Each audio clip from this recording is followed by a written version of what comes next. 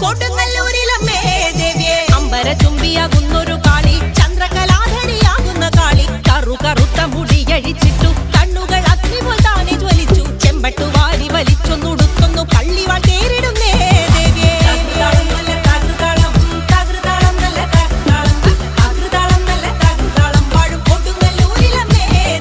പള്ളിവാളെവിടുണ്ട് എന്നായി ചോദ്യം കാരിക വീരനെ ഇന്നല്ലോ വന്ധ്യം നൈതുടൻ കൈലാസനാഥൻ പറഞ്ഞു ആളെ വിഴുങ്ങുന്ന കുട്ടി പിശാച് പള്ളിവാളിൽ നിന്നു കാവല നിത്യമിരിക്കുന്നു ഭദ്രകാളി ദേവി